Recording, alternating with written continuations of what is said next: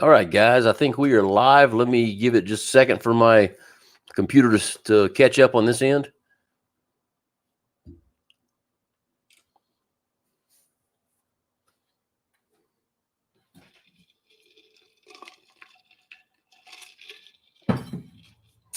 All right, well, there he goes. I got to mute the volume. There we go. All right, we are live, guys. We got Mr. Sid Lewis on there. I'm going to highlight your name so you can see him. How you doing, brother? Good to have you on here. Sid is sending me some jig heads to use. Let me adjust my camera a little bit because I'm a slouch. I got bad posture. There we go. All right. So anyway, some jig heads to use and a giveaway, guys. So in a few weeks, we'll be doing a giveaway. It's Terry Landry. How you doing, brother man, from Delcombe, Louisiana? Jay Cruz, good to have you on here, making waves. Larry McBride. I'm sorry, making waves from Laneville, Tennessee, Texas. Bull Shoals. Fishing with Fredo. How you doing, buddy? Mike Hallmark. Miss JT's All Outdoors. Good to have you on here. Chad Hilliard, Lindale, Texas. See, one of my moderators, Miss Heidi Clark, and also Miss JT's All Outdoors, sorry, moderator as well. Heidi Clark, Blake Hawk. Guys, oh, you know what I don't have? Hold on one second. For some reason, I don't have my banner rolling. There we go. Blake reminded me of that. Where did my comments go? There we go. Blake Hawk from Crappie Cove. Let's see. Hope all our friends, hello, everyone. Hope all our Texas friends are doing better and find a path back to normal. We are, brother, man. It's slow. We still don't, here in Tyler, we don't have water yet that we can drink. Let me rephrase that. Kip Wright, how you doing? From Lake Fork, Texas Crappie Assassins. Good to have you on here. Let's see. JT's All Outdoors. How you doing, sir? I'm scrolling through, man. Y'all are talking to each other already. That's awesome. Fishing Lake Country. How you doing? Bracy, Virginia. Awesome. Major Brown. Good to have you on here, brother.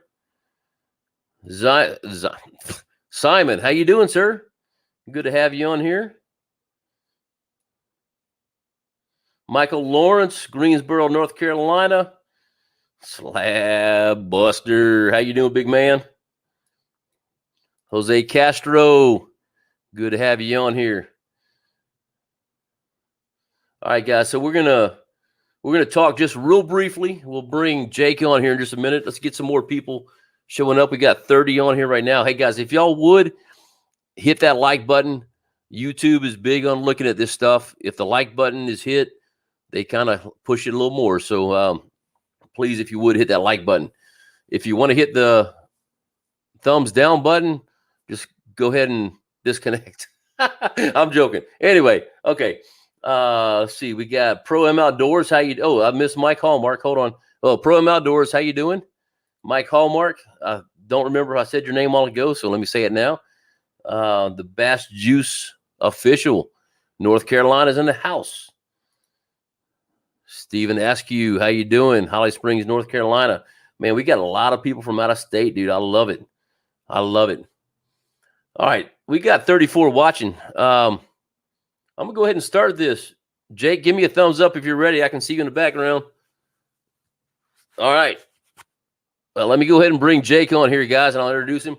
So let me introduce him first. You know what? No, I'll bring him in here, then I'll introduce him. I see a fishing problems on here. Good to have you on here, buddy. All right, guys. So this is Jake. And I apologize. I noticed I had a misspelling in the name originally, and I fixed it. I had his name as Jake Normal, and it's Norman. So similar. Anyway, good to have you on here, sir. So Jake is a district supervisor for the, man, I got all kind of stuff. Tyler District Inland Fisheries with Texas Parks and Wildlife. Did I say that correctly? Yes, that hits it pretty close there. Yep, I'm okay. Yeah, our district, and I'm the supervisor over that area with inland fisheries. So you said you had how many counties? 15 counties. 15. I was thinking 13. 15 counties. Yeah. So yeah, he's got a whole bunch of stuff, guys. So hey, real quick, guys, let me tell y'all. Let me get rid of Steven's comment up here. if y'all have a question, I want you to go ahead and write it down in the comments. I'm going to be scrolling through these things. We're going to be talking, but when I come to a point where we can bring comments in, I'm going to go ahead and highlight those, and we will address those. And I see, hey, crappie, yum, first time trying to learn how to catch, not just fish. Let me highlight that because that's a good one. Thanks for being on here for the first time. I greatly appreciate you. So, all right, Jake. So we talked a little bit. So tell me what a biologist does. Let's just start off with that. Yeah. Average day could be anything from being out on the water, sampling fish, to behind the desk at the office, crunching some data, putting together some new sampling plans, answering phone calls, emails from folks. Last couple of years, crappie have gotten a lot more popular among people, and I'm getting more and more crappie related fishing questions all the time. So average day, I just hired some new folks a few months ago, and they asked me during the interview, what's an average day look like? And I said, and truthfully, it's completely sporadic and random every single day. We may be stuck behind a desk for a few weeks. We may be on the water every single day, hard at it, sampling fish. Might be right back at it, writing some management plans. Our main responsibilities, we manage the populations in those public water bodies. So that's monitoring the populations, putting together management plans for the future, stocking fish as needed, doing habitat work, doing angler creel surveys, finding out what the anglers are doing, what they're fishing for, what they're catching, and everything in between. Research projects, when questions come up. We've got a few cool ones for some other species going on right now when some specific angler related questions come up, and we put together some actual management-based research to answer those questions. A little bit of everything, but at the end of the day, yeah, it's managing those fish populations the best we can. Okay, so you and I talked beforehand, and you just brought up a couple questions that I thought of that I think we'll cover. But hey, guys, let me just say this real quick, and this is not me trying to get money, but y'all, I want you to understand there is a super chat button at the very bottom, and when you do a super chat, it highlights your comment. I'm going to see that on my screen. So I've got a ton of questions back here. There are a ton of comments. So I'm having to listen and comment and watch the comments. So if you do have something that you really want to get out, a super chat, you can do it for as low as I think $2. So feel free to throw those out there and make sure we get it going. I want to say real quick to Mr. Tracy Davis, Amp Marine. I see you on here, buddy. Thanks so much. He was the guy that I did the video on this past week. So if y'all saw that, great product. Y'all make sure you go check it out. All right. So a couple things. You said a creel survey. Explain to me what a creel survey is. Yeah, and in short, that's angler surveys. And truthfully, that's, I think, sometimes an overlooked part of the data we collect. So that's going out and talking to people when they're fishing and finding out where they came from, what they're fishing for that day, how long they've been fishing, what they're catching, what they've spent on the day, what they've released. So it gives us essentially a snapshot of everything on the angler component. We can get an idea over the course of a year of how many hours anglers spent targeting a given species, or how many hours they spent on the lake, period. We can figure out the average catch rates, and that's a big one for crappie especially. We can look at average angler catch rates because at the end of the day, that's more important than the population itself. We want to see angler success is our end game, and we can monitor that with these creel surveys very tightly and look at those angler catch rates over time. Look at the size of fish they're catching, the size of fish they're keeping. And then again, look at some of the economic side. How much money are they spending on this given water body? Everything you can imagine that is the end product that, our anglers, we can get a really good snapshot from these creel surveys. So do you talk to the individuals on the water, or do you just do a survey? I mean, how's that work? And that depends on the body of water. We do both access or roving creel survey. So access being we're sitting at the boat ramp waiting for y'all to get off the water and come to us when your trip is done. Okay. A lot of our lakes, it really depends. Lake Fork, we do access creel surveys on. Some of our other water bodies that are easier to get around and don't have lots of timber concerns, everything else, we'll do roving creel surveys. So we're actually out idling around the lake, usually in a determined pattern, and just interviewing folks as we encounter them. So it really just depends on which lake and how we set that up. Okay. Awesome. Real quick, I want to say a big thanks to Amp Marine, to Tracy Davis. Thanks for the super chat. I appreciate it, my friend. So, hey, I got one from Blake Hawk. says, how long does it take? And I got some more questions for you. But I saw this one. How long does it take a crappie on Lake Fork to reach 12 inches? How would this compare to, say, Lake of the Pines fish growth? I answered the second part of that first, actually. And this is, I'm going to say a little speculation just because I don't manage pines directly. I do fork. But all in all, just knowing those two systems, knowing the prey base they have and the fish populations they have, and really the area in the country they're at, their growth rates are going to be pretty similar between those two. I would say very, very similar. Really, most of East Texas, our crappie grow comparatively across all of our lakes. And 12 inches, it's going to depend slightly on your species between black and white. I can tell you specifically, I know black crappie to 10 inches, we're looking at about 2 years. White crappie, it's crazy. We see white crappie, I know I'm saying 10 inches, but this is just for a rough estimate. We'll see white crappie 10 inches in almost a year at times. Really? And we could be looking at another, again, depending on the year, really the temperatures, all kinds of things, another year or so to 12 inches. But, 2.5, 3 years at most, I would say. You'd be looking at, average age to 12 inches. I really have it pinpointed down. Most of our age and growth data, we're mostly focused on age to legal length, so 10 inches in this case. So we have really, really good data to 10 inches, and we have some data that some years we've taken data on all sizes of fish. But so that's a good estimate, I would say, to 12. But it really, I think that the 10 inches really probably surprises some people how quickly they can reach that legal length.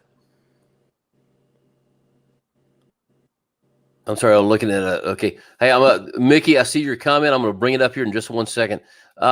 So you mentioned you don't have a lot of data on the bigger fish, but in your estimate from what you have seen to get say a 2-pound crappie, and this, we got a lot of guys from all over the country in here, but here in East Texas, I know that's what you deal with. So, what do you see, say a 2-pound crappie? I mean, what's their lifespan? Maybe that's a better word. Yeah. Better.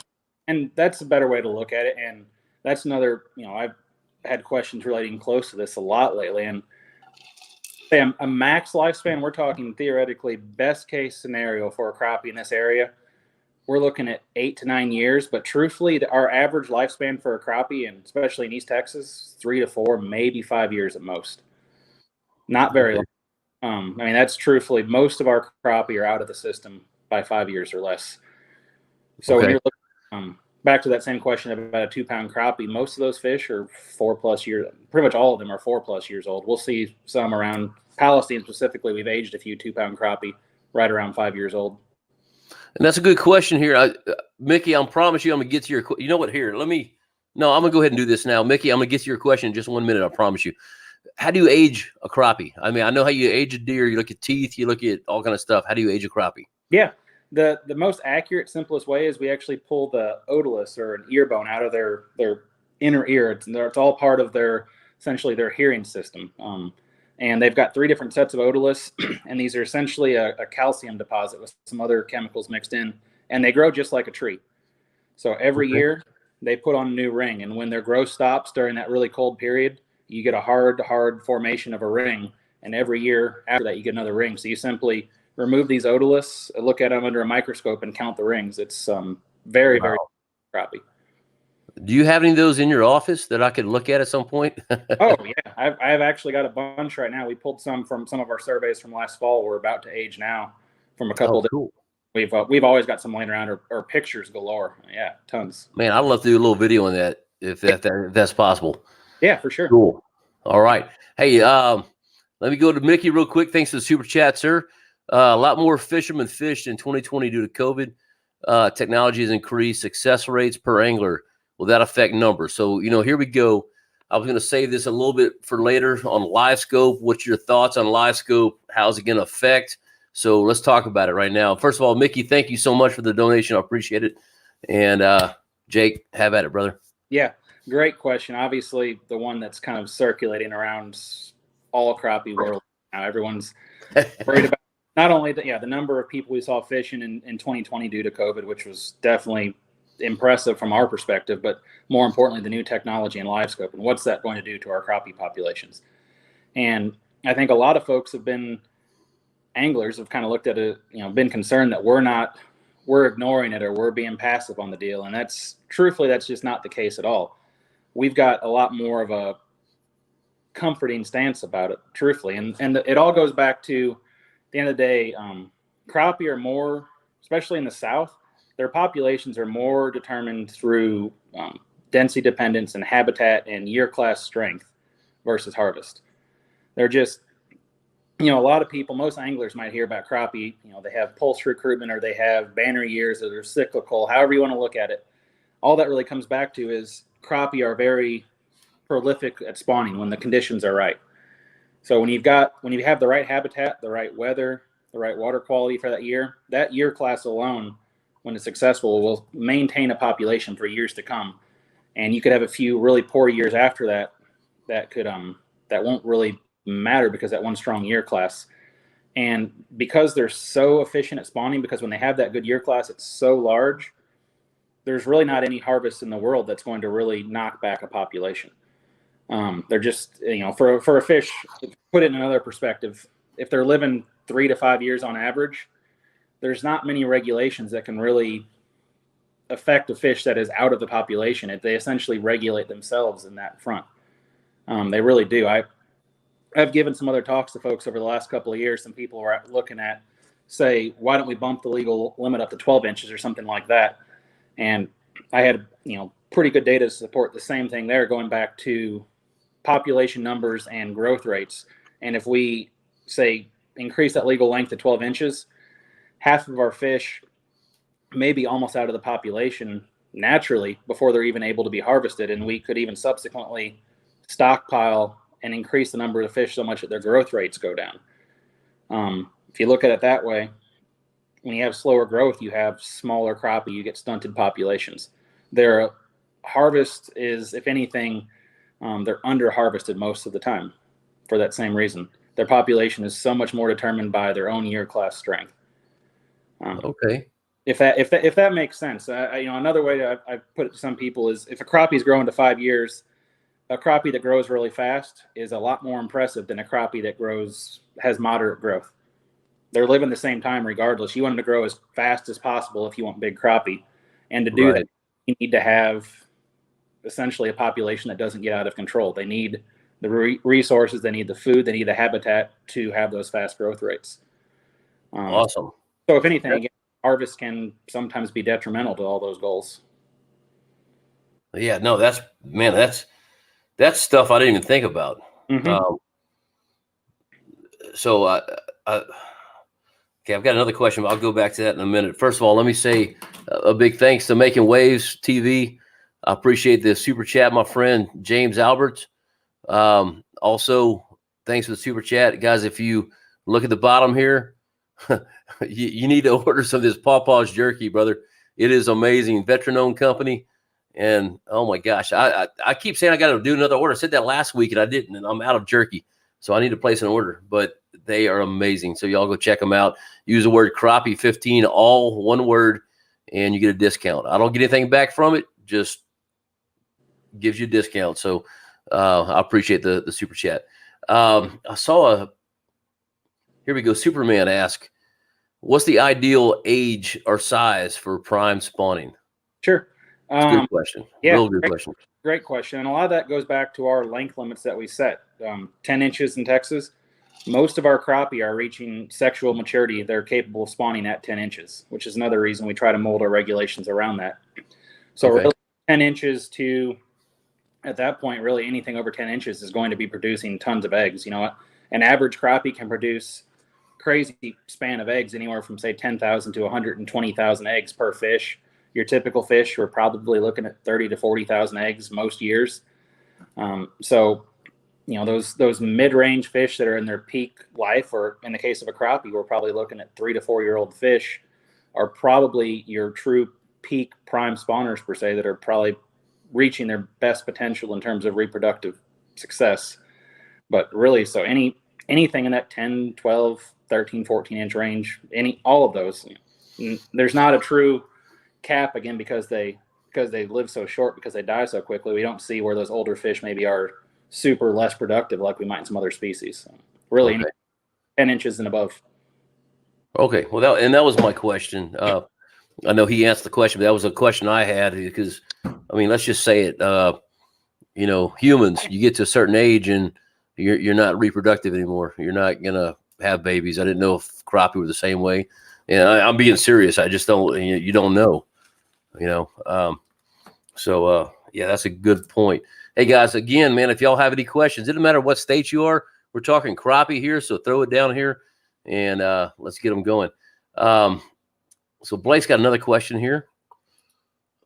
Jake, would love to hear your opinion on the optimal or optimum spawn conditions at the time the girls take to deposit their eggs. Sure. Yeah, does that make sense? The best time for them to lay their eggs. Best time to spawn, certainly, and that's another. Especially, it's coming up to the spawn now. Everyone, that's a question always wants to know when do they start spawning or what's the best. And a lot of times we'll see fish start spawning in a lot cooler temperatures than I think folks realize. Especially, both of them are going to pull up about the same time. Sometimes some will tell you that black crappie pull up a little bit sooner than white crappie. But all in all, I think it's the stable conditions is what matter. And if you start seeing temperatures, say 57 degrees, we have fish spawn in Texas and East Texas at 57 degrees. A couple of years ago, myself on Lake Tyler here locally, we caught fish spawning at the end of January. One of those years where we had, and that goes back to my point of stable. The conditions, we had warming trends and it was sunny, it was calm, and we had a week straight of I think 70 plus degree weather or something crazy. So our water temps climbed up and had been 55, 56, 57 and above for multiple days. And they'll start spawning then. Now, when you talk about optimal, to get back to that, still mid-lower 60s is probably optimal when most of your fish spawn. You have your greatest success, 62 to 64, give or take a few degrees. But again, okay. Stable conditions, stable water levels. Rising and dropping water can be just as detrimental to crappie spawning as anything else. And again, if it's been 50 degrees or 45 degrees for a few days, like and colder, like we have right now, yeah. If it warms up to 57 in a few days, they're not going to be spawning. But if it's, if we have a few weeks of that or a week straight of that and it's been stable, the water's stable, we don't have a bunch of rain, clouds, everything else, you're going to see some fish spawning. So stable weather is almost just as important as anything else. Sorry, you keep seeing me looking down. I'm writing notes. No, please. This is good stuff, man. I appreciate it. Hey, I'm going to get off topic for 1 second. Then I know there's some more questions, but what about sand bass or white bass? Are they kind of the same? They usually, what I see, they spawn a little bit before crappie do. Certainly. 55's, everyone wants a magic number. 55 is probably the magic number. Okay. But just like everything else, there's some other factors they really need. They flow and water temp both for most, sand bass or white bass. Those are both big triggers. Okay. And to me, you can have pretty warm temperatures, but if you don't have that flow, you're going to have fish making those runs. They'll be up in the creeks, they'll be spawning, but it might be more sporadic, even if the conditions and the temperatures are right. But if you get flow in there with that, that's when you see those just prolific, just insane runs where you can almost walk across their backs in the creeks. And you get those two things that combine where you have flow, we get enough rain, and then we get a warming trend so the creeks are still flowing and the water gets stable above 55. That's when the magic happens, for lack of better words. Okay. And, truthfully with that, I'm looking at the weather right now. I was just saying today, I was like, man, we're about to get a bunch of rain. Those creeks are going to be ripping, and then it should get warm right after that. And the conditions are going to be there pretty soon. We should see a strong run in a lot of our lakes soon. Cool. All right. So, hey, Slab, I'm going to bring this up, but I think you kind of answered that. I've always heard fishermen could never fish a lake out of crappie, but live scopes change that in my opinion. And that's kind of what you were saying, that's just not going to happen, correct? Correct. At the end of the day, it's still harvest is harvest. And yes, we see more people are probably having more success than they were before. But the sheer number of crappie that are in that given system that people still aren't catching is most of the time a lot more than people realize. And all we're doing when you're catching those fish, all you're doing is essentially thinning the herd, removing resources, and allowing some of those younger fish, that next year class that happens, to grow faster again and jump right back in and take somebody's place. I mean, truthfully, it really is year class strength, density dependent factors. All of that matters so much more. Now, on those same lines, I'll touch on it. Like just we're talking live scope. I've said I hear the same argument for, say, targeting large fish or trophy fish. There's probably some more potential with live scope to actually impact the trophy end of fish, just because those are 4 or 5+ year old fish. So you're looking at a few more years to get to that size class. So theoretically, and this is nothing more than speculative and just thinking basic crappie population dynamics, you could impact that trophy abundance some. And that's maybe. We don't have the data to say that at this point. This is, again, just looking at the basics of how crappie grow and what they do. You could impact that some. But in terms of the actual population numbers, the overall abundance, and catch rate for that matter, it's just they grow too fast in this part of the country for that to be a problem. Okay. Man, I had a question just now on what you said. I just blew it out of my mind here. I should have written it down. I got too many things thinking. Okay, so with Blake's question here, so leaving the bigs may not be the best idea. Leave the 10, 13 inch fish alone during spawn. Because you're saying the big ones may possibly not contribute as much. Maybe. Like I said, with a crappie, to me, it's not as critical. Some of our longer growing species that really essentially hold on forever and just don't die, for lack of better words. I mean, a crappie live fast and die young. I mean, so they hit 10 inches and above, and for the most part, they're productive, sexually mature, and spawning every single year until they're gone. So 10 to 13 is really just a ballpark of that, probably the bulk of our population that exists. That's why I throw those sizes out. Okay. But at the end of the day, again, when you even during the spawn, there's just not enough harvest around here for the sheer volume of crappie to really impact that. We're very blessed to have that, truthfully. Now, if you go further north where fish grow slower and do live a little bit longer, I could see there being some more concerns there. But we're fortunate down here. Our water temps are warm most of the year. These fish just grow fast and are toast. Okay, perfect. So Slab asked a question. He asked this the other day, and I thought he was joking. So I apologize, Slab. I know him, but anyway, he said he caught a 5-inch crappie a couple weeks ago. Had several smaller ones lately. So when do you think those were born, or how old were they? And I guess it probably depends on the lake as well, but he's on Neely Henry in Alabama, which is a huge lake. So sure. What's your thoughts? First guess would be late in the spawn last year. Some crappie spawns, they may go into June or later. We don't, most of the spawn's done, but fish can spawn into June in rare cases, maybe even the very beginning of July. So most likely it's just a late spawn from last year. And with that, those late spawning fish just don't quite have the success or fitness of fish that are hatched out during the peak of the spawn. So they might have a little bit slower growth because of that, because they're born with those warmer water temps. Most likely there's less food available for them up shallow at that time. Lots of reasons. So he may have just been my guess is a late spawn last year with slower growth. Okay. There's another question that I think I missed that I was interested in. It's one thing to watch this thing and another thing to run it. It's crazy. Here's a good question though from Texas Crappie Assassins. He's over in Conroe. Said they were in the shallows 2 weeks ago here in Conroe. With the cold snap, do you think it will hurt this year's spawn?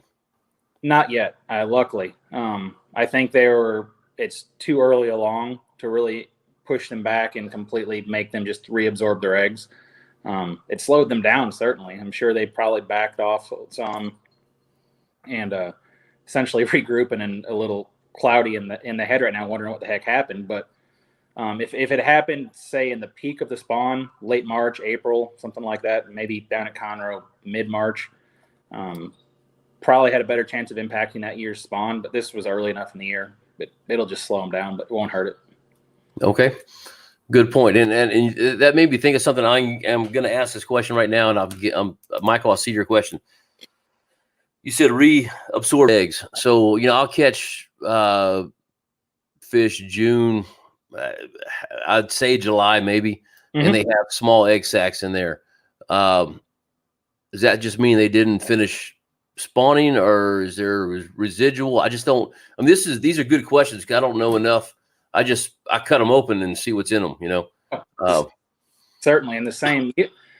Usually, if you're looking by late July or July, especially, that could, if it's a small amount, that could be them starting to develop for the next year potentially. And at the same time, they'll start developing eggs late summer most of the time. So again, if you have a few random outliers, every population has them. That very well could be them redeveloping for the next year. And conversely, it kind of, I have to see the egg mass. If it's kind of pale, mushy, just looks not very durable, it could very well be as well a fish that didn't deposit all of her eggs or didn't deposit any of them, and she's just slowly reabsorbing them. It could be either in those months.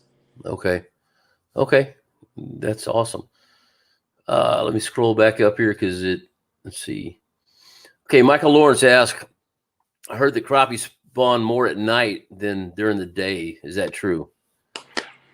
To be honest, I've heard that myself just from anglers. I couldn't tell you 100% one way or the other. I mean, I don't have the data to say absolutely yes or no. I know there's plenty of fish. Most crappie fishermen are up there during the day and catching fish on their spawning areas midday and catching them plentiful when you find them.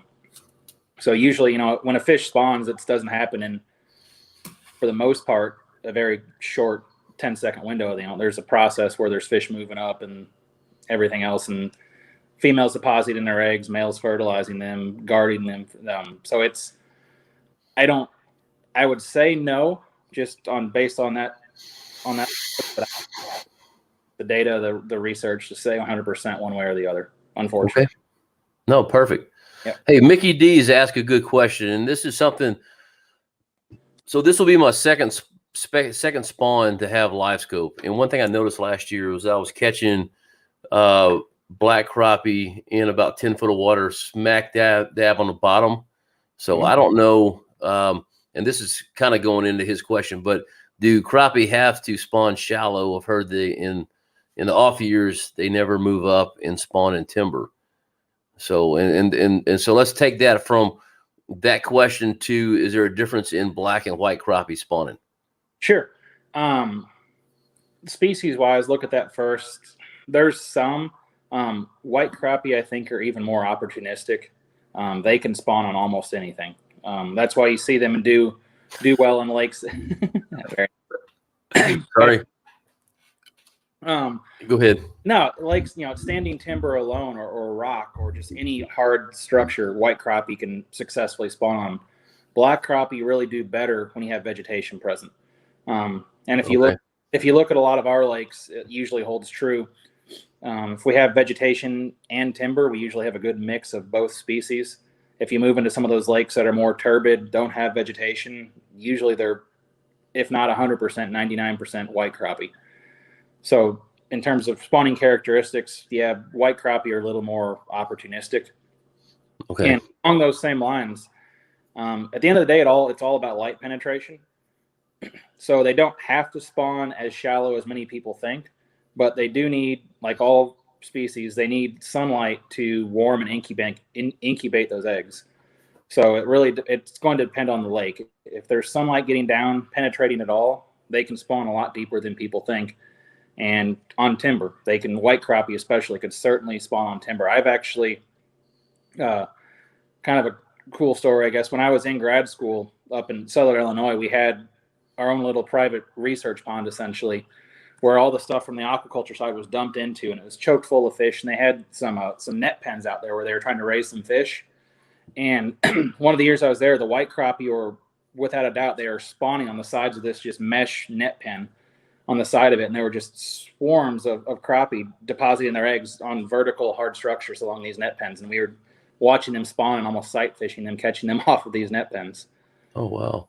So that's a little eye opening. Again, if there's a hard structure, white crappie will we'll try and spawn them if the light penetration's there. Wow, cool. Yeah. That's yeah, I didn't think of that. I just figured they always spawn shallow.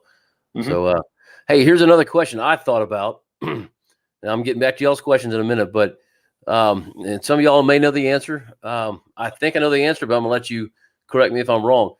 Black nose mohawks, the ones that have the streak right up their face. Tell me about those. What are they? That's just a genetic trait that's passed down. It's nothing more than a rare pigmentation, and it's heritable. So where it originally evolved, I'm not truthfully sure, but it is a specific strain of crappie that can be passed on. You see a few of them show up in a population, and it's just a genetic trait. Okay, because you know what's funny is I catch a lot of them. I catch a lot during the early summer, and I never see them again. So I don't know if they lose that. That's what I see at Palestine anyway. Sure. To my understanding, no. Those fish, they're born with that. It's almost like a birthmark per se. It's there. You might see it just, like the males get colored up more. You may see it be more pronounced in springtime, but for the most part, when it's there, it's there for life. Okay. Now again, you could dive into a whole other just speculation of maybe they have some different characteristics throughout the summer, and they're not as susceptible to angling, or they're inhabiting places where we're not fishing for them as much, or who knows. But true, that's just speculation again. Yeah, I catch a lot of them around the 155 bridge. That's when I normally see them. Sure. So, all right, let's see. That's a good one. Very informative, great info. Let's see. Okay, here we go. Crappie Yum Yum. I love that name. In fact, if y'all ever watched the video with my wife when I took her fishing and I was using those, the baits. Anyway, she calls them crappie snacks. And I noticed that ACC came out with a new bait called crappie snacks. So I just thought it was funny. Anyway, okay. Once at river in Arkansas, I grabbed sand bass by hand, literally reached down and picked them up. So thick in the shallow, but dangle lures and no bite. They were spawning. Okay. Yeah, I've seen it myself. When white bass, and like a lot of species, when they're truly physically in the act of spawning, and with white bass, they're almost a cluster spawner. So you could see a whole group of males essentially swarming around one female as she's depositing her eggs. And I've seen it myself on the Natchez above Palestine. And when that's happening, they're so focused on that there's just nothing in the world, unless you just happen to see their mouth open and you time it just right and drift a bait into it. They're not. And along those same lines, they're so distracted by spawning that you can pretty much sneak up on them when they're doing that and probably grab them with your hands. That doesn't do much, truthfully. I bet Ancestry.com doesn't work for them, does it? Yeah. I'm sorry. Yeah. Hey, Bass Juice, let me just tell you, I know the question. I don't know if that's something you know. What's the rules for placing brush piles in Texas? I know the answer. Is that something you know? Myself? Yeah. Jake, you know? Yeah, by and large, that's the controlling authority's decision. We don't regulate statewide what can and cannot in terms of habitat or brush piles be put into a reservoir. It's the controlling authority for that given body of water. Most are perfectly okay with most structures going in. We do have some lakes where the controlling authority, usually because it's a drinking supply and they don't want unknown objects going in, don't allow it. But by and large, it's allowed in most reservoirs, but it's up to them. So yeah, and then that's exactly what it is. So I'll just give you an idea of Bass Juice. So like Lake Palestine, for instance, I called the Natchez River Authority. Is that right? Yeah. Upper Natchez River. Upper Natchez Authority. It's a giant acronym, but yeah, it's huge. But I call them the Natchez River Authority. So I called them. Each lake has their own river authority, and basically I was told that they welcome you put anything in there. I asked her about PVC. They said that's fine as long as it does not protrude above or to where a motor would hit it. Mm-hmm. So that's kind of where it is. So what I would recommend you doing is calling whatever lake you have, calling the the regulating authority on that and just see what their things are, because some of them may not want you to do anything. I don't know, but and just if I can clarify along those same sure. lines, just for Texas at least, I think a lot of folks don't always realize as well that there is a true owning, controlling authority versus the Parks and Wildlife Department. We own the resources in the water, be it the fish, the wildlife, whatever it is, but in 99% of the cases, there's a controlling authority that owns that land, that owns the water rights, that owns that, and that's the true controlling authority that has that final say in terms of what can go into the water. Yeah, very good point. Thank you for clarifying that.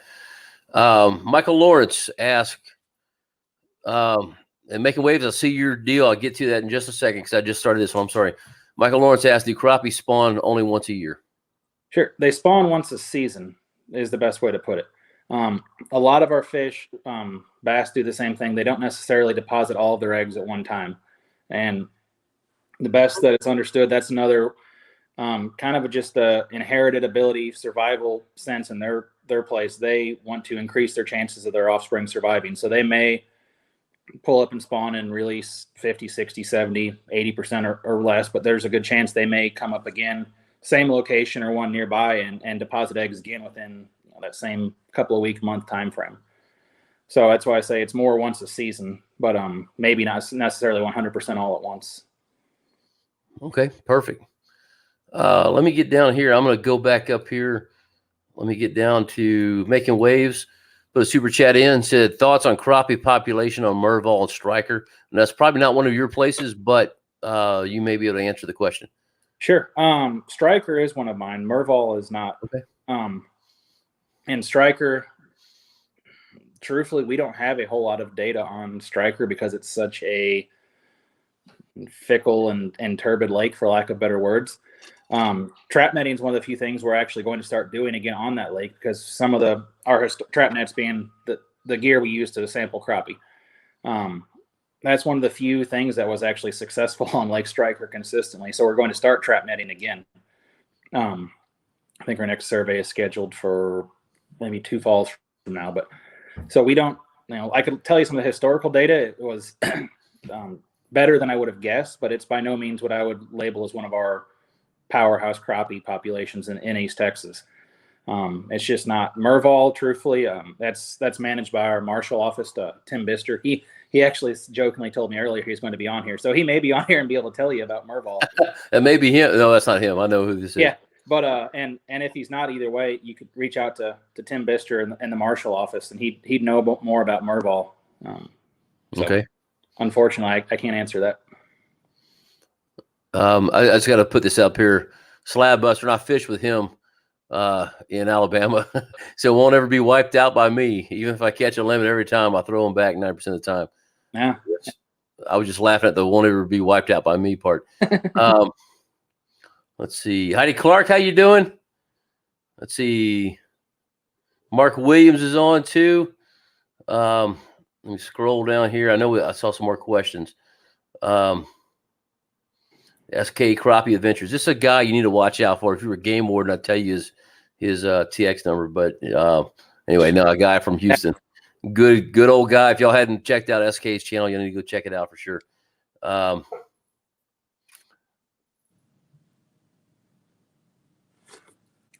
sorry, I'm scrolling down. Mm-hmm. Boy, y'all are talking. I like it. Charles Gladney, how you doing? Good to see you on here. Here's one from Blake. It says, thanks for sharing your time and knowledge with us this evening. Good stuff. And thanks, Chris, for getting Jake on the live. I appreciate it. I think that means Blake's about to go to bed, because I know where he is. He's an hour ahead of us, and he's working his butt off. So I appreciate being on here too, certainly. Oh, man, I'm glad, dude. This is awesome. Okay, hey, SK wasn't here. Let's just recap this real quick. The white crappie with the mohawk stripe. We talked about that about 10 minutes ago. Yeah. And again, essentially, it's a genetic trait. It's passed on, usually offspring to offspring, and it's nothing more than essentially almost like a birthmark, except it is passed on from generation to generation. So we see some populations that just have a higher percentage of that genetic trait expressed in the population. Cedar Creek, for whatever reason, we see a ton of them on Cedar Creek, but it's nothing more than a genetic trait that's passed on. Okay, perfect. SK, hopefully that got you. If not, let me know, because I wrote the answer down, bro. I've got a ton of notes over here. Jerry Lee, how you doing, buddy? Andy Perry's got a question here. Does water clarity have anything to do with spawn depth? And I think we talked about that, but go ahead and does clear water mean deeper spawning grounds, vice versa? And absolutely it does. So that goes back to light penetration. At the end of the day, they need light to heat and incubate those eggs. So clear water, the light's going to penetrate deeper. They can spawn a lot deeper. Super muddy, really turbid water that you can't see out of it all, they're probably going to have their backs sticking out of the water spawning, without a doubt. Okay. Let's see. JT's All Outdoors on a Corps of Engineer lake. Do you have to submit a plan with them before you drop brush piles? But nobody does. Oh, you have to. Yeah. Okay. You're making a comment. So yeah. And he is right. And we even that even comes up to the given Corps manager for that lake.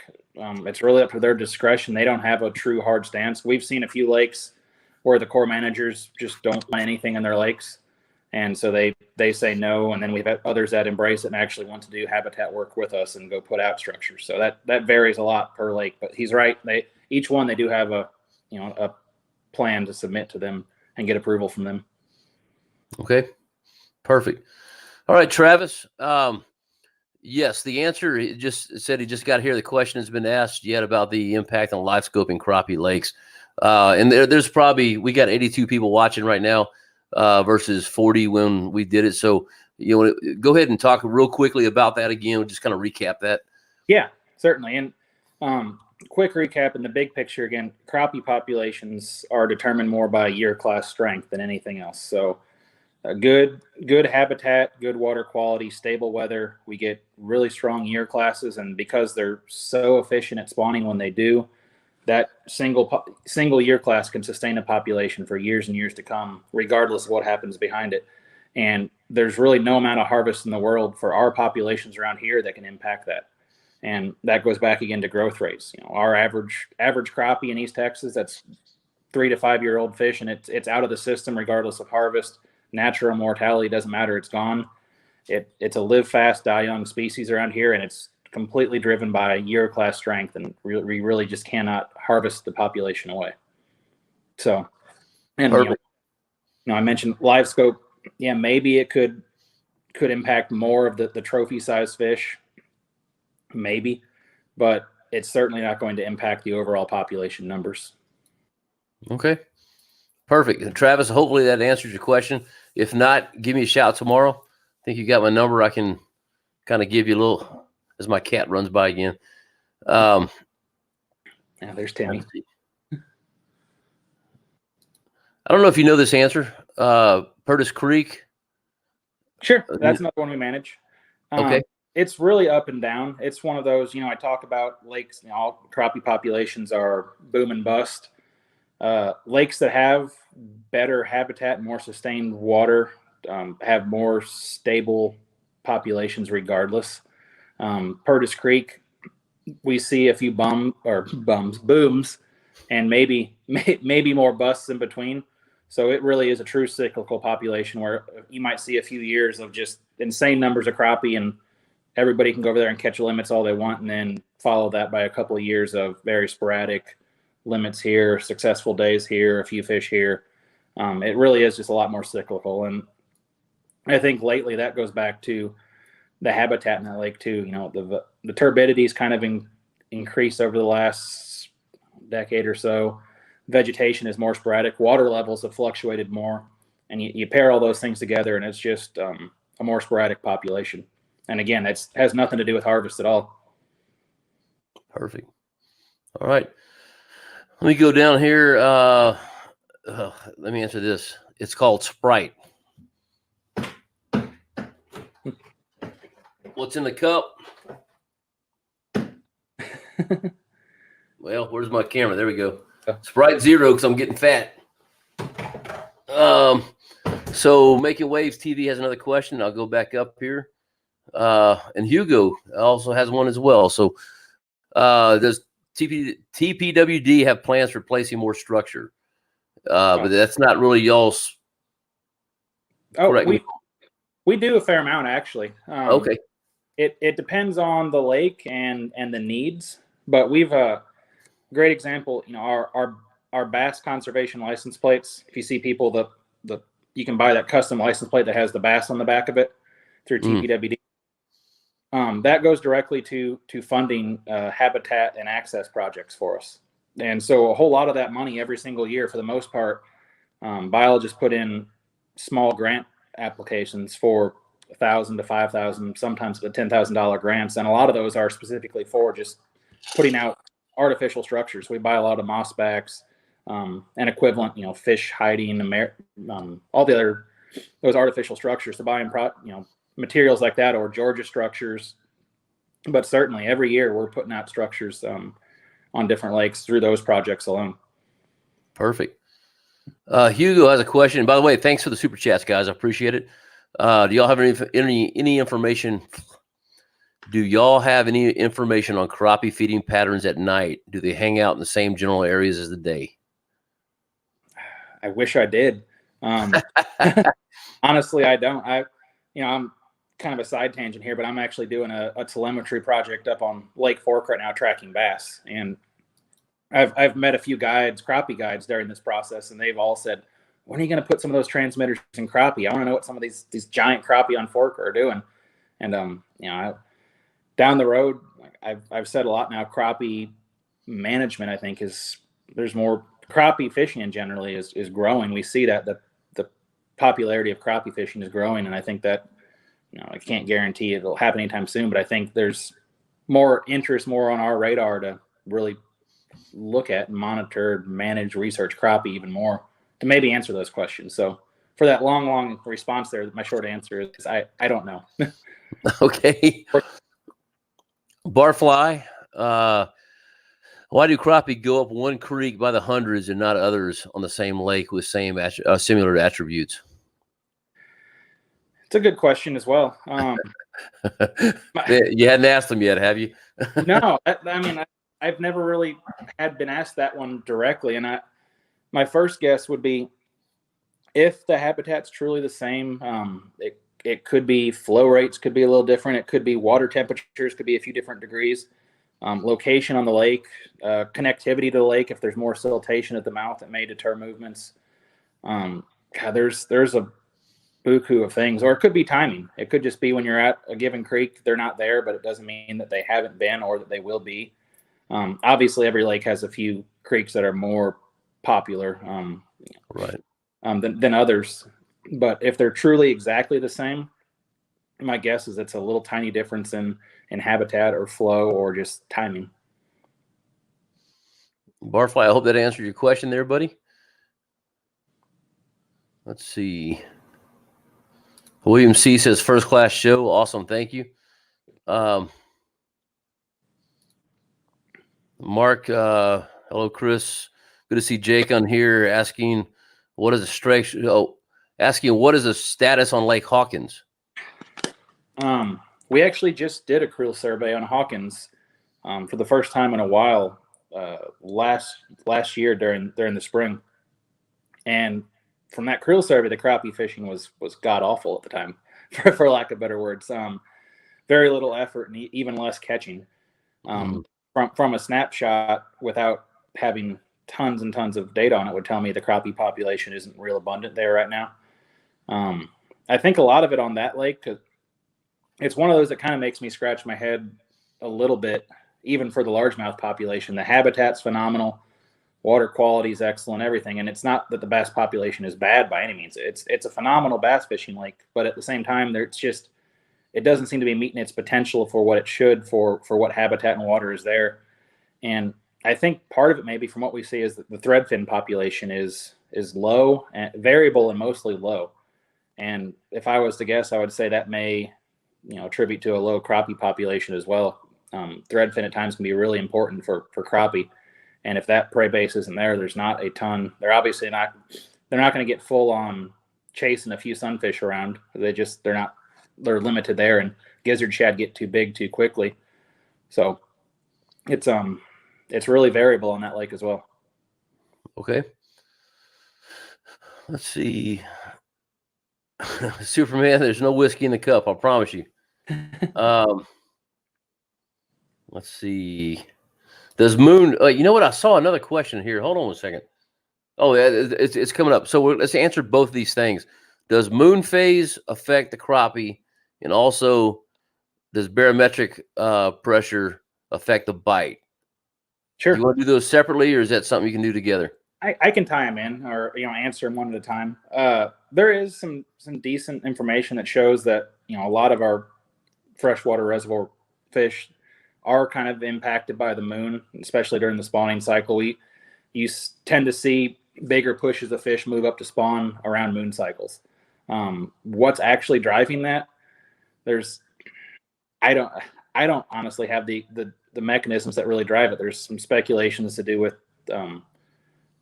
just the amount of light in given times, but people could debunk that instantly because you see the same movements with a new moon when there's no moon out at all, but you still see around those cycles that you see fish in bigger quantities spawning around those times. That's not to say that's when all the fish move up by any means, because again, when the temps are right, when the habitat's right, when the sunlight's there, fish are going to be pulling up spawning this time of year. But we see bigger pulses around moon phases, and along with that, barometric pressure. Dropping barometric pressure a lot of times in this part of the country seems to really excite fish. Now, once it's bottomed out and it's down, it's just as bad as a high pressure system. But when you see a falling barometer, when it's crashing, essentially before storms are rolling in, it seems to really trigger fish, make them more aggressive. And again, that could just be an instinct thing. If they sense a storm, a system coming that could be harsh to them even beneath the surface, they may feel the urge to feed more before that. But again, for whatever reason, you definitely dropping barometric pressure, you see fish become more aggressive quite often. Perfect. Byron asked, when you do crappie surveys, do you use gill nets, fyke nets? What do you use? Sure. Closest thing is a fyke. There's some, I guess, differences between what we call a trap net and a fyke net, but they're essentially the same net, and it's essentially it has a long tail that we set with has a float line and a lead line that we attach to the shore, and it goes perpendicular off to the shore to a frame with a series of hoops and cages that neck down, and it's got a throat end. So essentially when the fish go through the throat, they can't get back out. So that's what a trap net is. So that tail on the shore, essentially it blocks fish as they, let's see if I can angle this, but as it swims into that net, it funnels them, they hit the net and it funnels them right down into the cage, and it's pretty effective when the crappie are moving. We catch them in our gill nets, but most of what the crappie we catch in our gill nets are just the larger ones, and it's a lot more sporadic. So while we can say, wow, those are really big crappie, it doesn't give us a true estimate of the population, which is what we're after. Gotcha. You can get a ticket for that in the state of Texas. I imagine so. Let's see.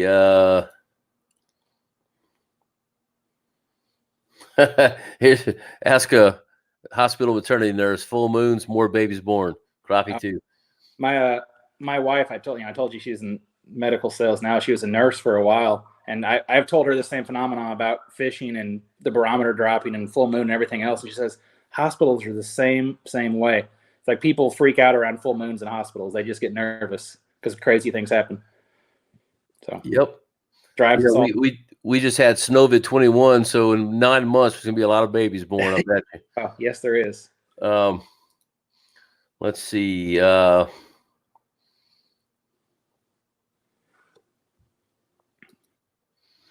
man, hold on! I just lost my spot. Dadgummit. This is a little off topic from crappie, but and William, I'm pretty sure they're already there. But William's asking, are hybrids going to be introduced in Lake Palestine? And now I'm not sure if you're talking about hybrid crappie or hybrid. I think there is a hybrid crappie, isn't there? Some kind of hybrid. There is a hybrid crappie. Those are mostly used in private small systems. We actually recommend that if people have a small pond and they just really, really want crappie, we suggest stocking a hybrid crappie because they can't reproduce. Because most of the time if you have reproducing crappie in a small pond, you have a pond full of 6-inch crappie. They get stunted, they get overpopulated. So there is a hybrid crappie, but mostly they're used for those small private systems. Hybrid stripers, if that's the question, we try to stock them into Palestine every year. We have been for probably a few decades plus now. And I continue to put them on the request to stock. The last couple of years overall, we've had more challenges than ever before just to produce hybrids in the state. Be it last year, COVID was just a whole nother challenge that pretty much took things off the books. But our broodstock collecting the adult striped bass, the pure stripers that we've always got below Lake Livingston, that population from some bad flooding events has really been decimated. So we've struggled to collect the broodstock needed to make as many hybrids consistently. So, we've got, I think, on average 20 lakes in the state that we stock with hybrids. The last couple of years, if our production's down, we have to kind of ration those out differently than normal. Got you. So we're doing some new things now to improve that, to get broodstock from other places, even hold on to some over years to have, captive broodstock, and try and get those numbers back up. But we realize it's a popular species and we're working to improve it again. Perfect. Hugo says, I'll get one of those plates only if it has a crappie. Something to think about. We use it for crappie, structures are structures. They attract probably more crappie than bass, to be honest. So it might have a bass on the plate, but that funding definitely helps out crappie habitat for sure. Hey, here's a good question. This is not your area, but Sid Lewis says, Jake, I live in Mississippi and fish Grenada Lake. They're known for large crappie in their numbers. Everybody limits out when they fish. Do you know why that lake is so productive? That's one of those, in one of those same talks that I gave before, and I was mentioning that 12-inch limit, which I think Grenada has. And people are asking why we don't, they're saying, yeah, Grenada and Mississippi has these big crappie as well and 12-inch limits. Why don't we do that? And besides the other reason I talked about in growth rates and everything else, one of my answers was it's a product of the system. It truly is. It's just a perfect storm of everything in that lake. The great habitat, great part of the country in terms of climate. I'm guessing it probably has maybe stable water, although I guess they do drawdowns there. But if they're controlled and managed drawdowns, that's actually just as beneficial. We don't have the luxury of that around here. Yeah. But it's everything. It's the perfect storm for everything there, and it's a product of the system that's almost lucked into. It's kind of like Lake Fork and Bass forever. It was just a perfect storm, everything there naturally. Yeah. Well, we do drawdowns here at Palestine, and we just like usually during August. Yeah, exactly. And we hope they come back up. Yeah, exactly.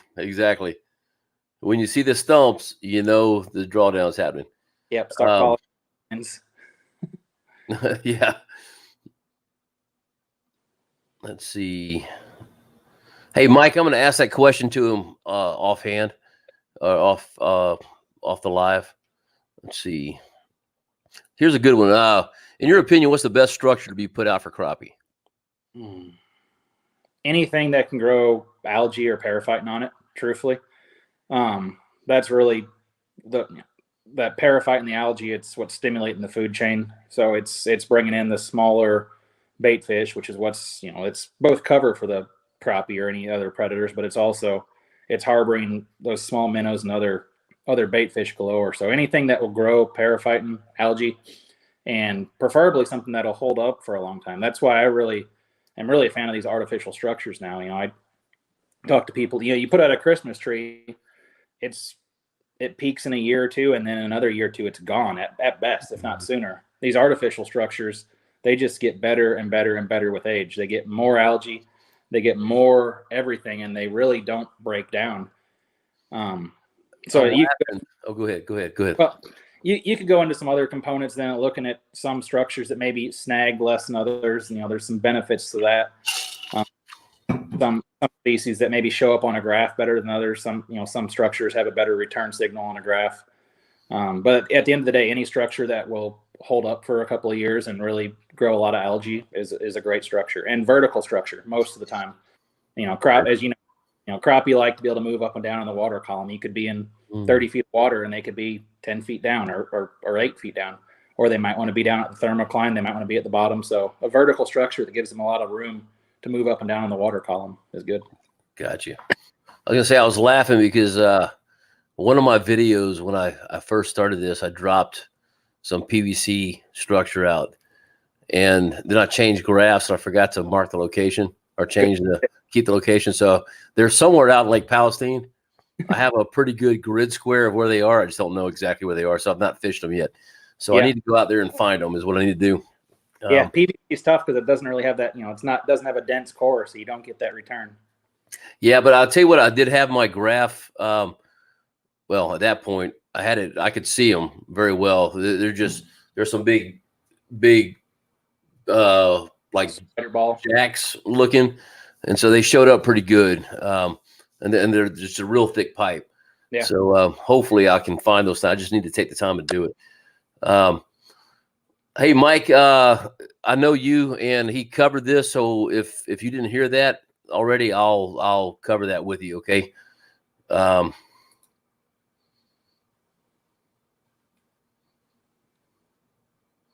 Let's see. I'm scrolling through. Man, I love the questions, guys. This is awesome.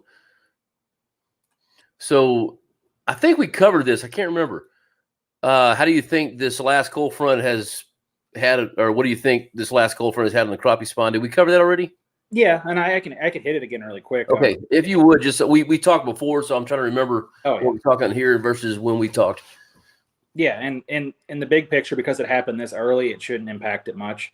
If it happened right in the meat of it, right, mid-March through mid-April, it might have turned a lot more fish off that may have scattered and ended up reabsorbing their eggs. But this early in the game, it probably just pushed them back a few weeks, and they'll be back and ready to go here soon.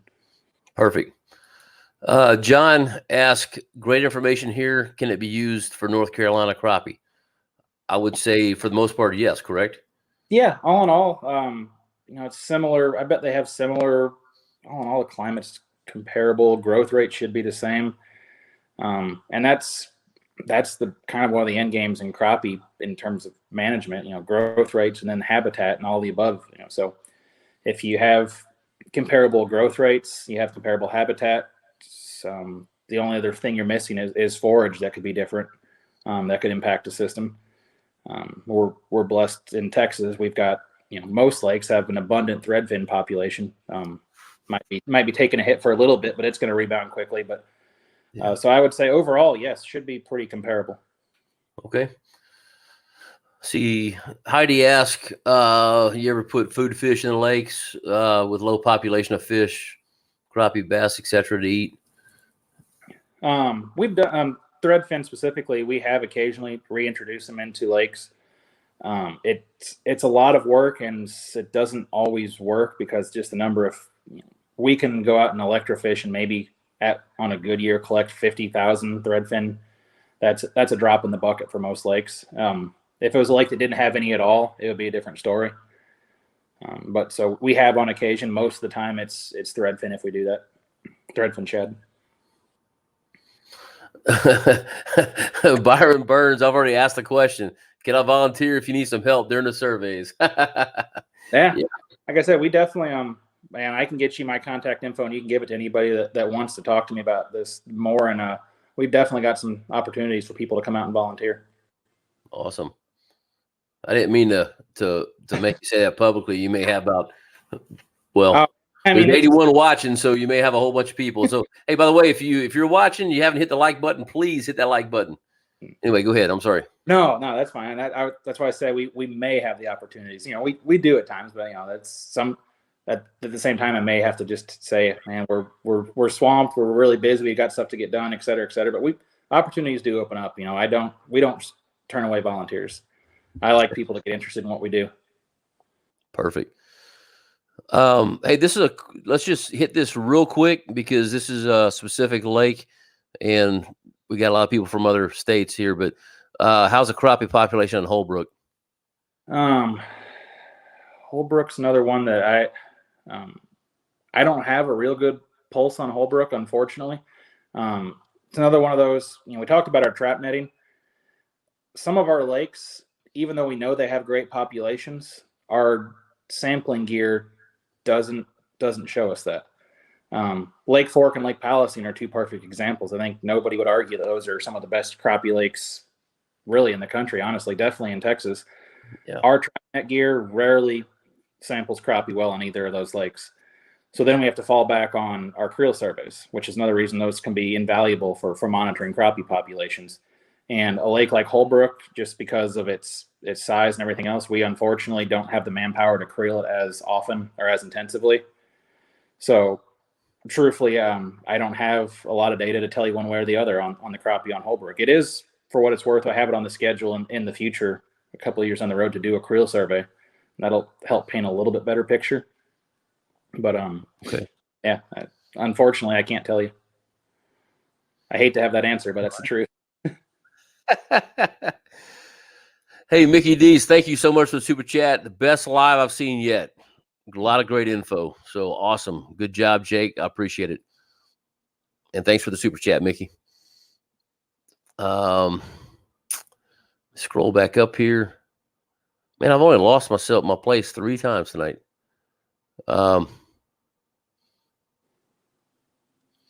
Just scrolling through here.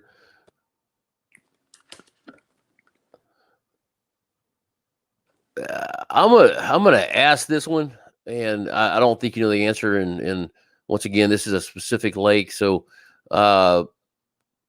fishing problem asked for the white bass and crappie stunted on Joe Pool Lake. It's probably not your area, I'm guessing. Yeah, that's luckily that's an easier one for me to say because it is out of my district. The Dallas Fort Worth office manages Joe Pool. Gotcha. So I'm not sure. I'd find it hard to believe on a lake that size for a population to be stunted. Certainly possible. If there's just honestly, again, no harvest, no predation, anything to really thin them out, it could happen. But again, without looking, I'd have to pull up a report, and I could probably tell you pretty quick. Perfect. Heidi asks, I'll lose my voice. Is there a type of artificial material that's not recommended because of its toxicity? There's some that are not allowed in water anymore. The biggest one is tires. Tire reefs forever. What? Yeah, and I believe that's an EPA thing. And I'm sure most water authorities would probably that are drinking sources would probably say the same thing. So that's the first one that comes to mind for me is tires. All the artificial structures we're putting out now. I know we've had people express or question or concerns for similar things, and luckily there's really no evidence that suggests that they are releasing anything toxic. There's no real concerns for breaking down anything bad into our water systems. So those oil barrels, I shouldn't be sinking those in. Yeah, any oil probably would be frowned upon. MRM Ranger, how you doing, sir? Good to see you on here. Sid says, thank you for your answers. Certainly. Okay, Jerry Ward says, did you say crappie can reabsorb their eggs? Yes. And most sport fish, and at least freshwater, I know if they don't spawn, which does happen for any given reason, be it stress, conditions, weather, climate changes that year, if we get lots of fronts, fluctuating water, and the conditions aren't stable enough for them to comfortably spawn, they will reabsorb their eggs. They rarely, if ever, just dump them just to dump them. If they don't feel they're in a good spot to spawn, they just slowly absorb them back into their system. All right. I got another super chat down here, and this is also going to be a specific thing. But first of all, Pro M, thanks for your super chat. So is there any info on crappie population on Lake Limestone? That's probably out of your area as well, I'm sure. Other one, yeah. I'm sorry I don't have info on all these lakes, guys. I can say I guess I can backtrack if that helps. I've got 15 counties. My biggest area from a rough perspective goes up from Tyler, due north up to Pat Mays, north of Paris on the border, and then kind of down at an angle over across Lake Tpwd, Lake Fork, obviously, then down by Cedar Creek, Richland Chambers, over to Navarro Mills, and then kind of straight back over, say down by Fairfield, and back over to Tyler. So if that kind of paints a decent picture of what we're covering. Okay. That's the area I should know more on. Now, granted, there was a few asked about some of those Wood County lakes by Fork that I still because we just don't monitor them as intensively. I couldn't give a good answer on either, but most of our big lakes we follow pretty tightly. Perfect. Hey, I want to say a big thanks to Kelly Wilson. Thank you so much for the super chat. Keep the good info coming. Love the videos. I appreciate it, my man. Thank you so much.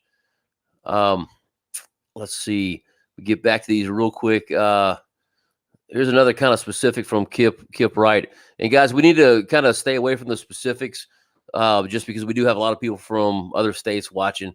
I know this is stuff that you can contact me through email, or some of you have my phone number, and I can kind of get some information for you. But any wisdom related to Cooper Lake, Wright Patman, both along the Sulphur River system? Sure. Cooper is one that we manage, and overall, and luckily, I think the last couple of years, the lake's actually been full again. We've had some really good habitat. So I would expect to see the crappie population kind of coming back. We actually had a lot of vegetation, which we hadn't seen there for a while, growing up again. And that, I'm sure, greatly helped those spawns, and also will give people something to target to fish in that kind of post spawn before they move back out deeper. And outside of that, there's some brush piles down in the lower lake, but that's also kind of the white bass and hybrids domain. I mean, I'd focus more on the timber again, on the upper part of the lake, with all that standing timber throughout the year outside of the spawn. And it's a pretty solid crappie population there. And I think you just keep moving, find some of those few creek channels that are there, and stick and move, as you want to call it, until you find the crappie on that timber. But they're there. Right past another one out of my district, actually, Tim Bister's lake again, up in the Marshall office. So y'all bug him sometime to get some more information out of Wright Patman. I'm sure he can tell you something. Sorry, writing something down here. Certainly. Perfect. Byron, man, I didn't know. He said, I got my degree in fishery biology. Haven't had any fishery work in 10 plus years. Need to get back into it, man. Yeah, there's some volunteer opportunities. Yeah, for sure. Sid says you're correct. Drawdowns in the lake come down every year in November and December. It's 35 foot down for draw. Wow. Yeah. 35. Wow. And then they actually come back up. Yeah. Wow. Control them. Goodness. I went to, kind of on that, a little off topic, but I went to Amistad, however you say that. Yeah. Amistad, however you say it. I went there one year bass fishing, went back the next year, and it was 30 something foot down. Mm-hmm. And I mean, I was fishing areas that I was looking at.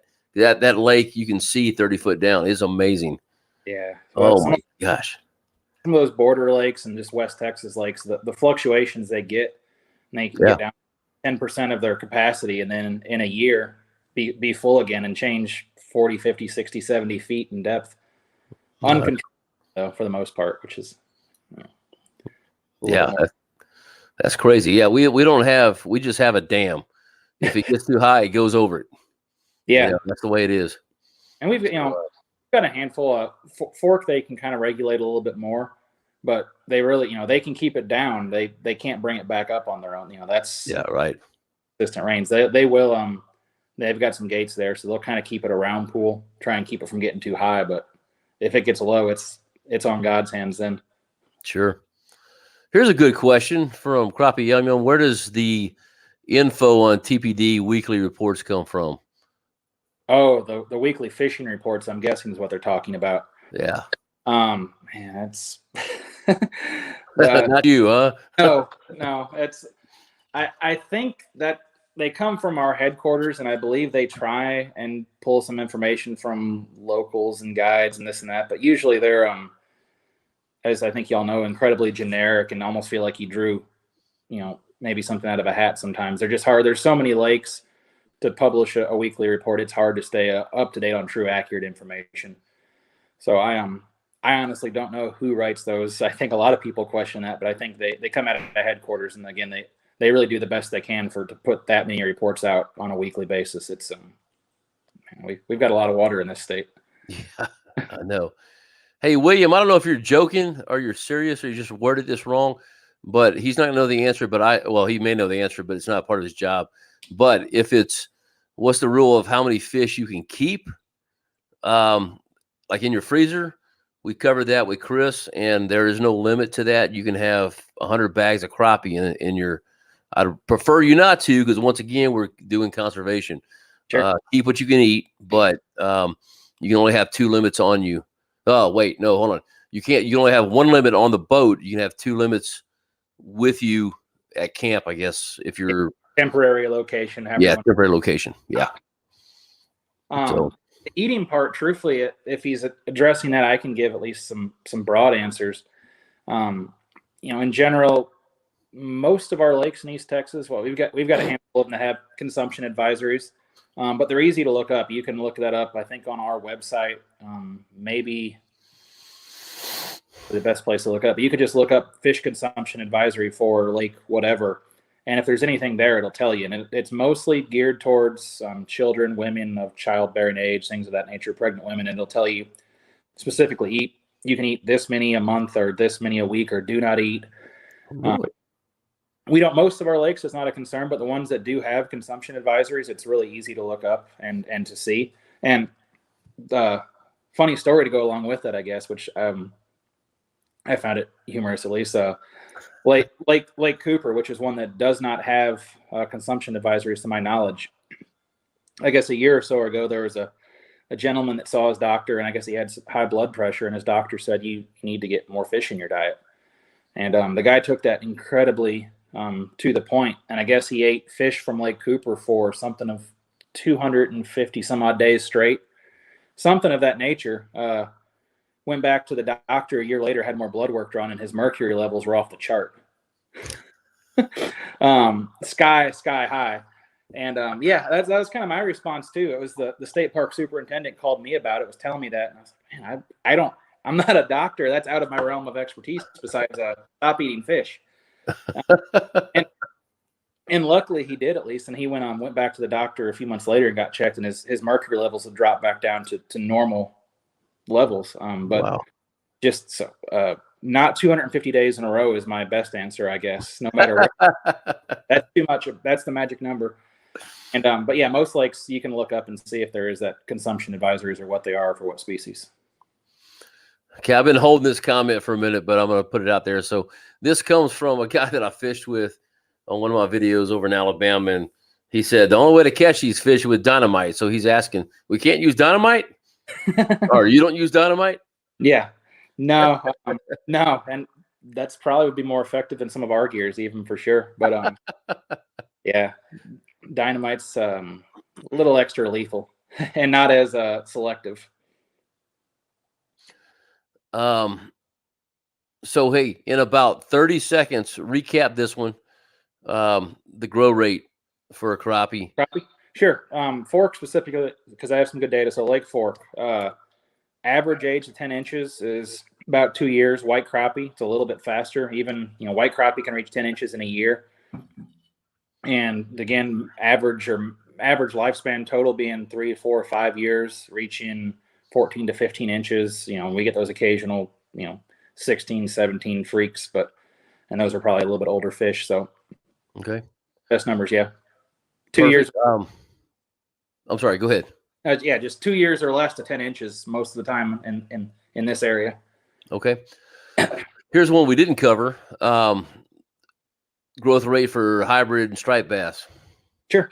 And again, like I said, most of our age and growth data looks at age to legal length. So for a hybrid striped bass, 18 inches.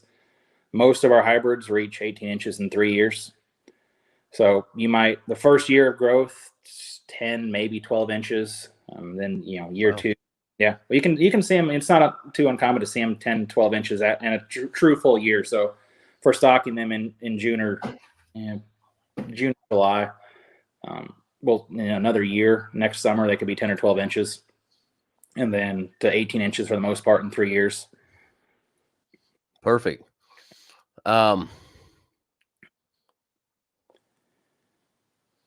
Let's see.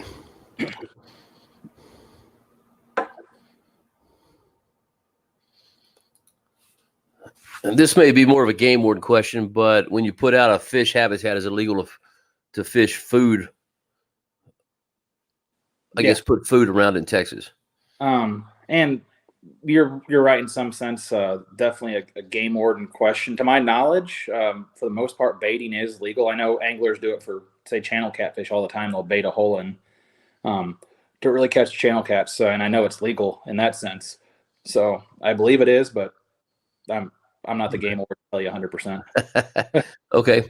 Yep. Here's another good question from Slab Buster. Man, this guy actually, for being an Alabama guy, he's not too. He's kind of smart, you know.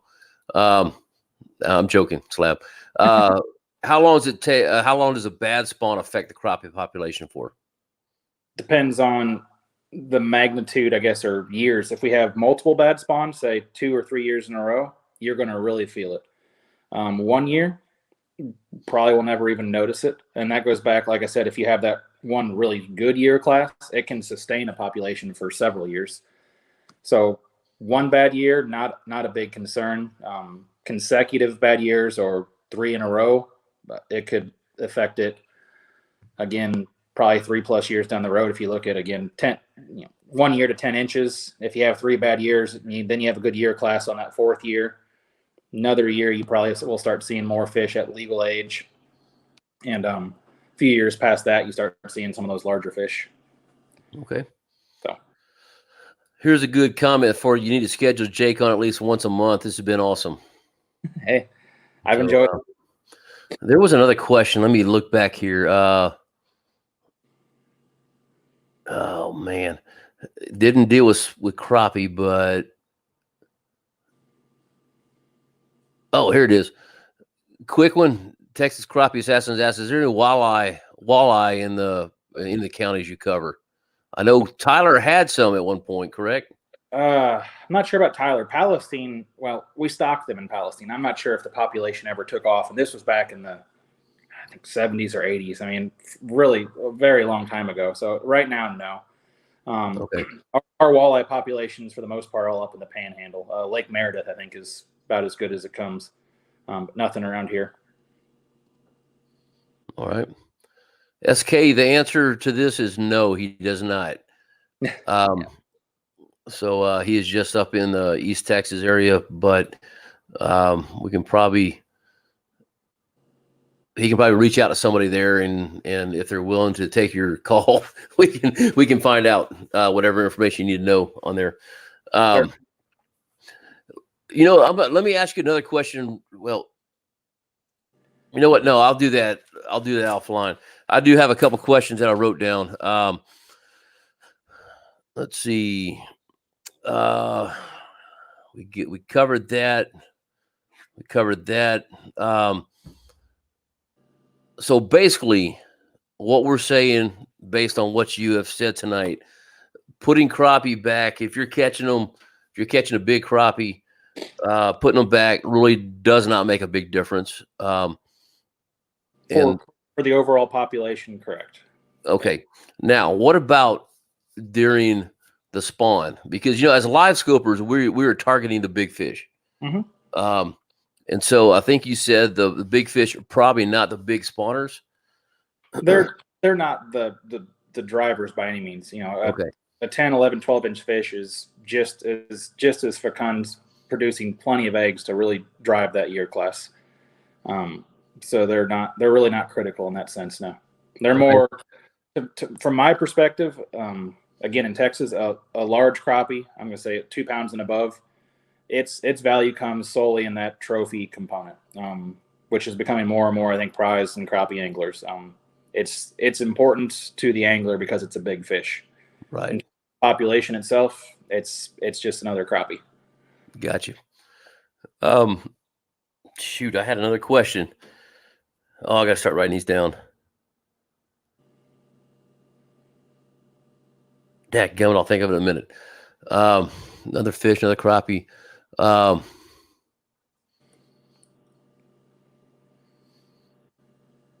this isn't it, but I just thought of another one. So you have a brush pile.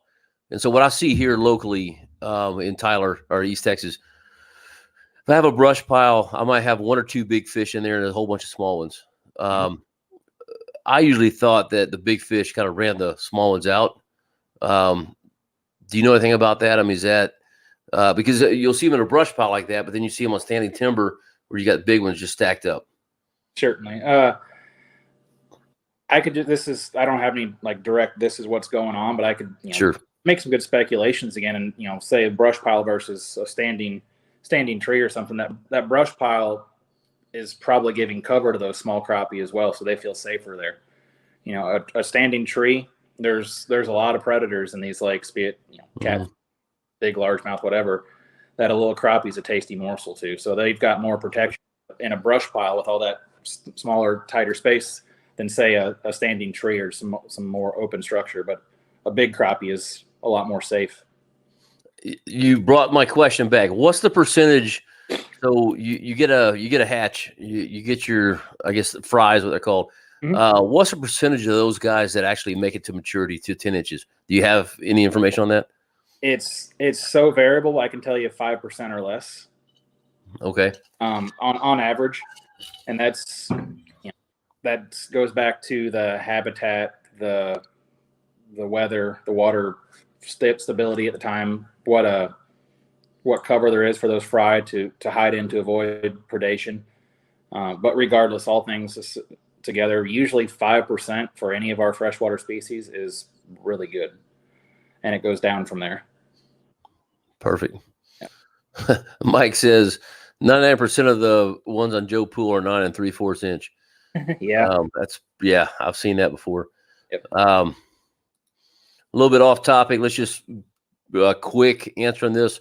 Y'all tracking? Wrong one.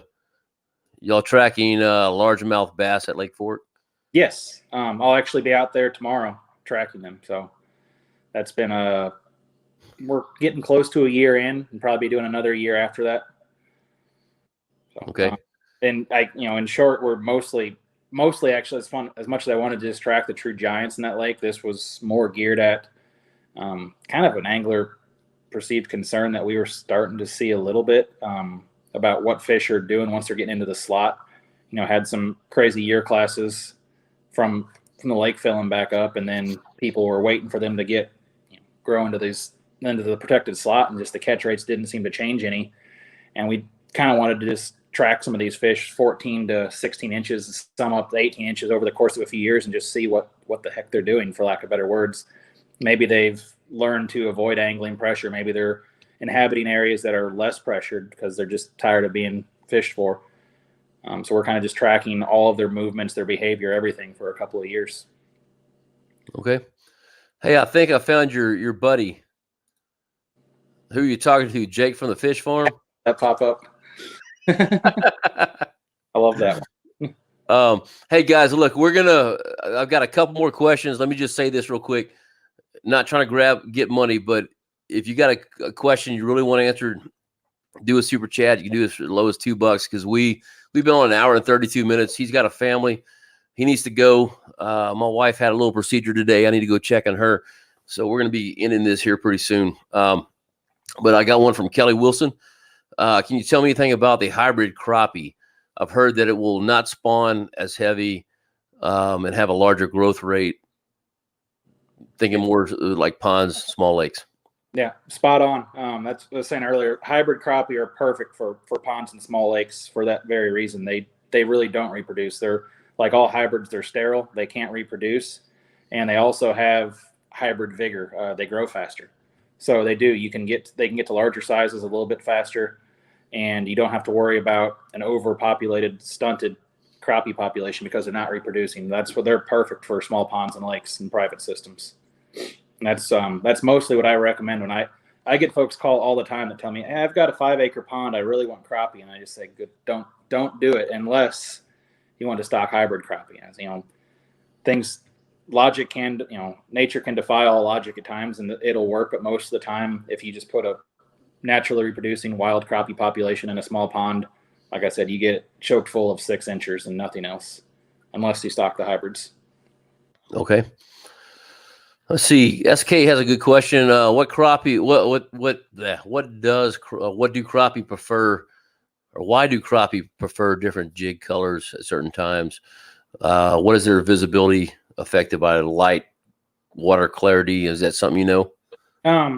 A lot of it, goes back to just visibility. Obviously, overall, the water clarity is going to impact how well they can see at different depths. So a clear lake, they're going to be able to see a lot better at deeper depths. In general, fish have their eyes are adapt to actually see a lot better than what we can perceive through deeper water. So they really can see pretty well.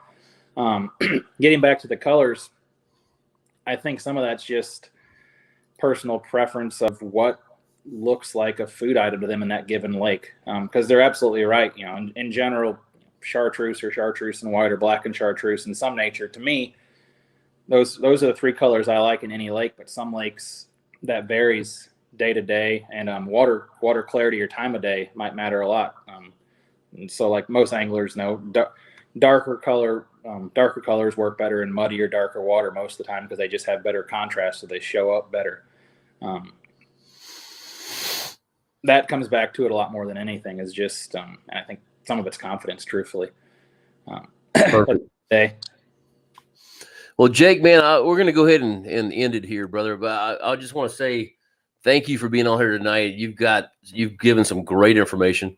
I really appreciate it. Y'all don't know this, but you know, I told y'all earlier I probably wasn't going to be here tonight, and I wound up being here tonight. So I got a hold of Jake at 12:30 this afternoon, somewhere in there. Yeah. And say, man, I need you on tonight. Can you do it? And he made it happen. So I appreciate the late notice for being on here and taking an hour and 36 minutes of your time, plus our time beforehand to be on here and talk to us tonight. So is there anything that we've not covered that you'd like to say to anybody? We hit the big points. I think I drove home some of the live scope and harvest related concerns and everything else. I'll say again, if folks do want to reach out to me or anything else, I can text you my contact information, and you can get it to them later if they reach out to you, and you Okay. feel free to give it to them. I like answering questions, phone calls, text, email, whatever. So if people are interested, let me know. I'll send it to you, and you can, if people ask you can give it to them. Okay, perfect. Well, Jake, I appreciate it. Hey, man, if you'll hang on just for a minute, I'm going to go ahead and pull you out of here, but let me talk to you just a minute after this is over. Yeah. Well, you know what? You just stay in here. Guys, thank you so much for being on here tonight. I appreciate it. Again, this is a family, and I appreciate every one of you guys for being in here. We've had, I think I saw up to 90 people watching tonight, and that's amazing. So this is some great information that was given. I learned, I've got a whole notepad that I've been writing stuff on here. And I appreciate you for being on here, brother. Thank you so much. Hold on. Where is that thing? There we go. Let me take that off so I don't have to stand up as high. But anyway, thank you all for being on here as always. It's amazing. Here's some comments. Let's see. Heidi says, Jake, thanks for spending your time with us tonight. Byron, thank you. Jack, I think it was Jake, but yeah. Thank you, Jake. Tim, thank you. Awesome live. Man, this, I think, is probably one of the better lives we've ever had. And it's because you gave some great information. So I appreciate you, sir. Thank you so much. So, guys, next week I will probably not be here. I'm leaving town in the morning. And if you see a thing saying I'm going to be alive, that means I'm back. But most likely it's not going to happen. And obviously we've been snowed in, so I've not fished. So you're probably not going to see a new show this week either. But that's going to change because we have a sand bass spawn coming, and I may need to take you out fishing with me, and we'll make it happen. Yeah. But anyway, let's see. Wait. Yeah, I got a few more comments just saying thank you. So I appreciate you, bud. Y'all have a great week. Y'all, if you can, get your lines wet, pull some fish in a boat, and we will catch y'all next time. Maybe next week, but at least 2 weeks from now. So I appreciate it. Thanks for being here, guys.